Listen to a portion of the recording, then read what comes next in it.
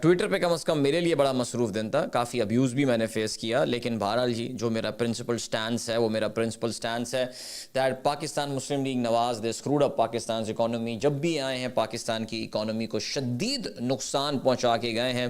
اس لیے آج جب بلومبرگ کا یہ آرٹیکل آیا تو پھر مجھے کافی تکلیف ہوئی یہ آرٹیکل دیکھ کے، بلکہ اس کو ایز ایک کہنا چاہیے نا کہ ایک لرننگ کا میں نے جو ہے ایک موقع لیا. میں نے کہا ذرا چلو آؤ سیکھتے ہیں. تو بہرحال تو یہ جب آرٹیکل آیا تو مجھے ذرا تجسس ہوا کہ بھئی آخر ایسا کیسے ہو سکتا ہے کہ بلومبرگ جو ہے وہ جیسا ادارہ جو ہے وہ یہ کیا بات کرنا چاہ رہا ہے. تو جب بھی آپ کے سامنے کوئی اس طرح کا آرٹیکل آئے تو پھر سب سے پہلے آپ کو چاہیے یہ ہوتا ہے کہ جذباتی نہ ہو. فرسٹ تھنگ، اگر آپ کے خیالات اور آپ کے احساسات سے وہ چیز ٹکراتی ہے تو آپ کو جذباتی نہیں ہونا چاہیے. آپ سب سے پہلے جو ہے وہ ان بیسس کو آ کے چیلنج کریں جس کی بنیاد پر انہوں نے جو ہے یہ آرٹیکل لکھا ہوگا. So because I mean comparing the 3 time rules of Nawaz Sharif with 3 years and 3.5 years of PMLN ایک ایپل اورنجز کا کمپیریزن ہے، لیکن یہ بنتا نہیں ہے. لیکن پھر بھی بلومبرگ نے آرٹیکل لکھنا تھا، کسی ایک سوچ کے ساتھ لکھنا تھا. اچھا ہمیں یہ بھی پتہ چلا ہے کہ یہ ابراہیم دلاور صاحب غالباً جنہوں نے یہ آرٹیکل لکھا ہے، انہوں نے اپنے آج سے 10 سال پہلے عمران خان کے خلاف بہت سارے ٹویٹس کیے ہوئے تھے. یہ فضول سی بات ہے. میں اس بات کو بالکل نہیں مانتا. ابے 4 سال پہلے تک میں نے بھی جو عمران خان کو بولا کرتا تھا یا پی ٹی آئی کے اور ان کے سپورٹرز کو میں بولا کرتا تھا، میں کسی سے کم تھا. تو میری بات لا کے کیا کوئی بندہ یہ بول دے کہ یار عدیل اظہر تو کیا کیا بولا کرتا تھا، تو برائے مہربانی ایسا جو ہے نا وہ آپ نہ کیا کریں. محض کسی کے 10 سال پرانے یا 12 سال پرانے ٹویٹس یا فیس بک پوسٹ کی بنیاد پر یہ اپنے آپ کو باعث نہ کریں، آپ چیلنج کریں. تو ہوا یہ کہ بلومبرگ کا یہ آرٹیکل آیا اینڈ تھینک یو سو مچ. میرے ایک دوست ہیں ڈاکٹر وقاص اکرم ان کا نام ہے، جو کہ بھاولپور میں رہتے ہیں، اور بھاولپور جب میں گیا بھی تھا تو ان سے ملاقات ہوئی تھی. تو ان کے پاس ایک ویب سائٹ ہے جہاں پہ بلومبرگ کے جو آرٹیکل ہیں وہ پے وال سے نکل کے وہ article Bloomberg it's something call bnnbloomberg.ca. So انہوں نے مجھے اس کا لنک بھیجا اور وہاں پہ جا کے مجھے جو ہے یہ آرٹیکل پڑھنے کا موقع ملا and I've got to say it was a pretty shallow article. So let's try to dig down کہ وہ کیوں بلومبرگ یہ سمجھتا ہے کہ پاکستان میں پچھلے 30 سال میں اکنامک مینجمنٹ میں جو ہے وہ پاکستان مسلم لیگ نواز پہلے نمبر پر ہے، اس کے بعد پاکستان مسلم لیگ پی ٹی آئی آتی ہے، پاکستان تحریک انصاف، اور پھر پیپلز پارٹی کا نمبر آتا ہے. سو بلومبرگ نے بہت کنوینئنٹلی ایک انڈیکس یوز کیا ہے which is called the misery index. اچھا misery index آپ کو نام سے بھی لگ رہا ہے نا، misery کا مطلب بھی ہوتا ہے کہ مصیبت، پریشانی میں ہو کوئی بندہ، he is in a lot of misery.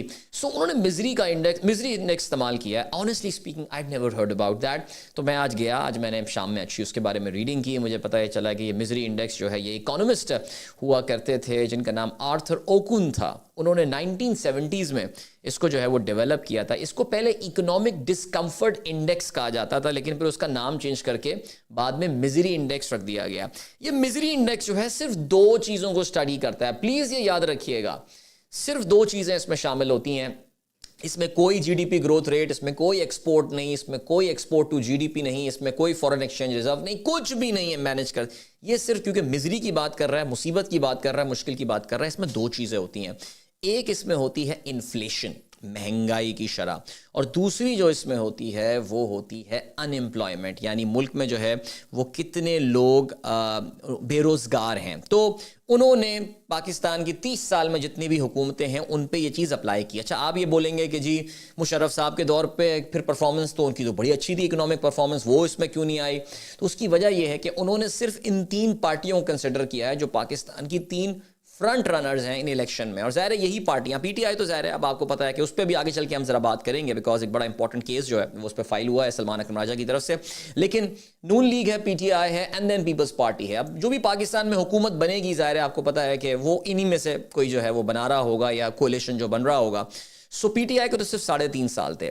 اس میں بھی ہمیں پتہ ہے کہ ان 3.5 سالوں میں جو ہے وہ کووڈ کا ایک ایئر آیا تھا، اور ہمیں یہ بھی پتہ ہے کہ کووڈ کے ابتدائی سالوں میں جہاں پاکستان میں دنیا بھر میں انفلیشن وقتی طور سے گر گئی تھی ان 2020 اونلی، وہاں پہ ان امپلائمنٹ میں بڑا اضافہ ہوا تھا.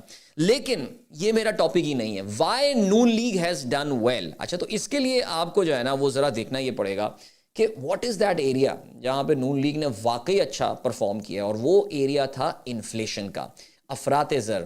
سو نون لیگ کا وہ جو ایک ٹائم تھا 2013 سے 2018 تک کا, اچھا نون لیگ والے تو اپنا حکومت 2017 پہ چھوڑ دیتے ہیں, وہ یہ سمجھتے ہیں کہ 2017 کے بعد ان کی حکومت تھی نہیں. آج میں مذاق سے ایک واٹس ایپ فورم پہ کہہ رہا تھا کہ جو کوئی اگر نون لیگ کا اسکول ہوگا تو اس میں گنتی بھی وہ سکھاتے ہوں گے 14, 15, 16, 17, 24, بیچ کے وہ سارے سال کھا جاتے ہوں گے, بیکاز ان کے لیے شاید یہ سال جو ہے وہ ایگزسٹ ہی نہیں کرتے, بیکاز 17 سے 18 شاہد خاقان عباسی کی گورنمنٹ تھی, نون لیگ والے اس کو نہیں مانتے, اور یہ 16 مہینے جو پی ڈی ایم کی گورنمنٹ تھی جو کہ شہباز شریف ان کے بھائی میاں صاحب کے چھوٹے بھائی چلا رہے تھے, اس کو بھی وہ گردانتے ہی نہیں ہیں, کسی گنتی میں لاتے ہی نہیں ہیں. ان کے لیے نون لیگ کی حکومت ختم ہو گئی تھی 2017 میں. ٹھیک ہے جی, اب آگے بڑھتے ہیں. اب ہوا یہ کہ 2013 سے 2018 کا جو یہ ٹائم تھا, یہ دنیا کی اکانومی کے لیے ایک بہت زبردست ٹائم تھا. میں ہوا میں باتیں نہیں کر رہا, میں آپ کے ساتھ آئی ایم ایف کا ایک گراف شیئر کرتا ہوں. یہ آئی ایم ایف کا جو گراف ہے یہ بیسیکلی انفلیشن ڈرائیورز ہیں. یہ آپ کو بتا رہا ہے کہ انفلیشن کی سطح دنیا میں جو ہے وہ کیسی چلتی جا رہی ہے. گلوبل انفلیشن کا انہوں نے افراط زر کا, مہنگائی کا جو ہے وہ ایوریج لیا ہوا ہے. اگر آپ یہ دیکھیں تو 2010-2011 میں آ کے یہ جو اگر آپ لیفٹ سائڈ پہ ایک جو پیک نظر آ رہی ہے آپ کو, تو یہ بیسیکلی جو پیپلز پارٹی کا دور تھا. اس وقت انفلیشن دنیا میں کافی اوپر چلی گئی تھی, پاکستان میں بھی بہت بڑا فلڈ آیا تھا, انفلیشن بہت اوپر چلی گئی تھی, اور اس انفلیشن اوپر جانے کی وجہ سے جو ہے وہ پاکستان میں مہنگائی میں کافی اضافہ ہوا تھا. لیکن پھر اگر آپ اس کے بعد دیکھیں تو مہنگائی میں مسلسل کمی آ رہی ہے, اور 2014, 2015, 16, 17 میں آ کے یہ مہنگائی جیسے کہ ایک دم بالکل زمین بوس ہو گئی ہے. یہ وہ ٹائم تھا جس میں نواز شریف صاحب حکومت کر رہے تھے, اور یہی وہ ٹائم تھا جب ایک بہت بڑے عرصے تک دنیا میں جو آئل کی پرائسز تھیں وہ تقریباً $50 فی بیرل تک. جسٹ امیجن کہ $50 فی بیرل, ایوریج کی میں بات کر رہا ہوں, $50 فی بیرل ایوریج آج ہو جائے تو پھر ہم سب کے موجے ہو جائیں اور ہم سب کی پارٹیاں ہو جائیں, اور یہ سارے انفلیشن کے نمبر جو ہے یہ دھڑام سے آ کے گر جائیں.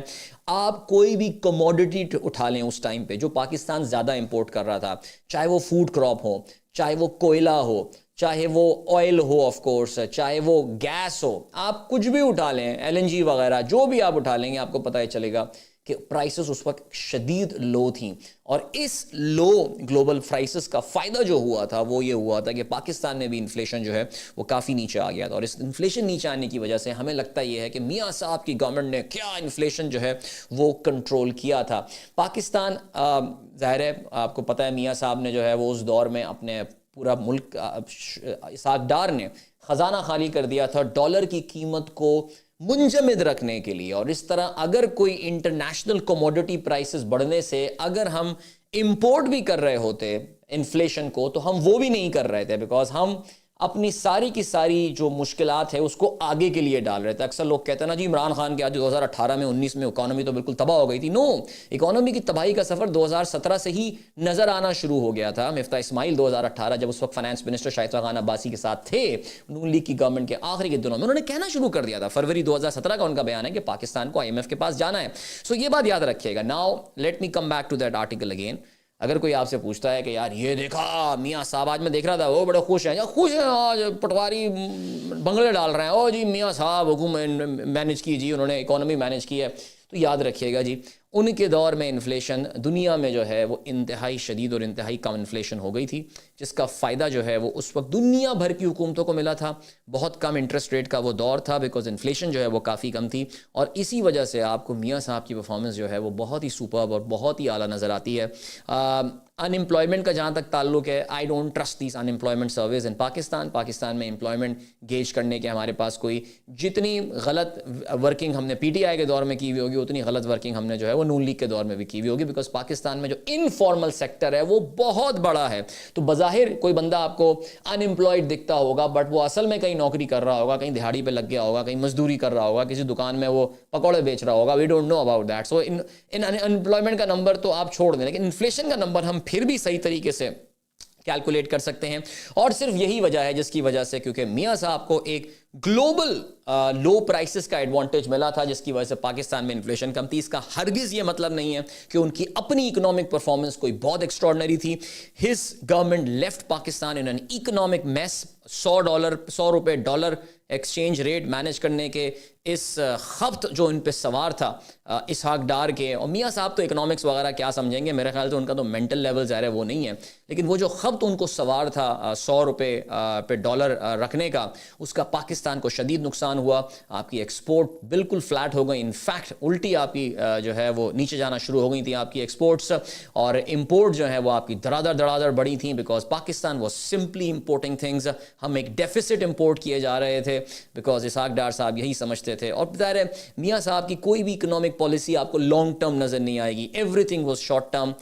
سی pack money came into Pakistan, بجلی کے کارخانے لگا. یہ ایک الگ ڈسکشن بنتا ہے کہ میاں صاحب کے تمام تر جو اکنامک ترقی کے دعوے وہ آج کل اپنی وہ ٹوٹی پھوٹی تقریروں میں کر رہے ہیں ان جلسوں میں، وہ سب کے سب ایک میرے جیسا ایک آرڈنری آدمی کہ جو کہ بہت معمولی سی نالج اکنامکس کی رکھتا ہے، وہ بھی ان کے سارے سوالات کے جو ہے وہ آنسرز دے سکتا ہے. سو آئی جسٹ تھاٹ کہ آپ لوگوں کے ساتھ یہ بلومبرگ کی رپورٹ کے حوالے سے تھوڑا سا جو ہے وہ کچھ شیئر کیا جائے کہ یہ کوئی ایسے. اچھا اب ایک اور بات، ہاں بلومبرگ کی رپورٹ میں، اب یہ گراف کو ہم ہٹا دیتے ہیں بیکاز ختم. بلومبرگ کی رپورٹ میں کہا جی گیلپ کے سروے کے مطابق، ابے کیڑا گیلپ، اور پاکستان میں کوئی گیلپ شیلپ نہیں ہے. وہ گیلپ ایک انٹرنیشنل امریکن سروے کمپنی ہے.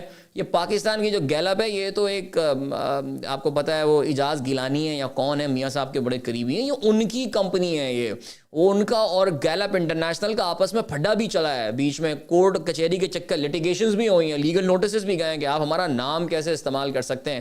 سو گیلپ جو ہے وہ اپنے ہر سروے میں ایک یہ ڈسکلیمر ڈالتا ہے کہ جی ہمارا ان سے جو ہے نا وہ کوئی تعلق نہیں ہے. تو یہ کوئی وہ گیلپ سروے نہیں ہے. اس میں کہا جی 57% of the population supports Imran Khan, 36% supports Nawaz Sharif. میرے خیال سے I think on road situation جو ہے وہ اس سے کافی زیادہ مختلف ہے. سو آئی جسٹ تھاٹ کہ آپ لوگوں کے ساتھ جو ہے آج یہ چیز شیئر کی جائے. Thank you so much for watching.